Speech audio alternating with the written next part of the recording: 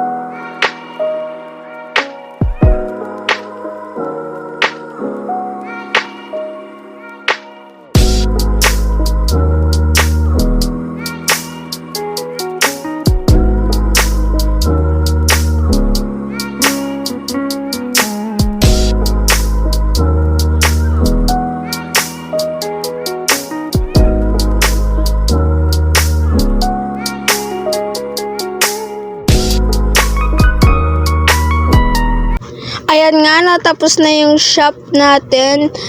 Mag-i-stock na lang ako, lalagay ako ng chest dyan. Pupunta na lang ako sa may bahay ko at kukuha tayo ng pang-stock natin. Yan, ang dami nating stone kasi nga nagbe-main na tayo. At marami na rin naman tayong diamond, pero nag-iipon ako ng siguro mga 34 para maagawa ng full set armor. Tapos tool. Kunin ko lang to lahat. Ayan, tapos na natin kunin yung mga stock natin. Maghanap na lang tayo ng sign. Tapos magsisira din tayo dito sa may taas ng chest para ilagay dun sa may shop natin. Sirain lang natin tong chest na to. Sana maabot ko. Okay, naabot. Ito, sana maabot ko. Ay, hindi pa naabot. Sirain ko na lang tong slab. Butas na yung base natin. Lalagyan na lang natin babalik ko lang yung slab. Yan. Lalagay natin yung slab. Kukuha nga rin pala ako ng pagkain dun sa baba kasi mabilis ako magutom kasi takbo ko ng takbo. Yan, dito sa supal smelter natin, kuha tayo ng patatas. Naririnig nyo pa, may kinakain kasi ako eh. Yan. Pupunta na tayo dito, lalagay na natin ng chest. Nalagay ko na yung mga sign at mag-i-stock na tayo.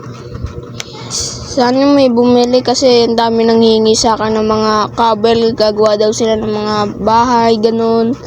Sana may bumili. Sana may bumili. Para mas marami na diamond natin. Yung hindi na lang tayo magmimina pero nadadagdagan yung diamond natin. Yan, tapos na tayo mag-stack. Siguro hanggang dito na lang. Like and subscribe. Bye-bye!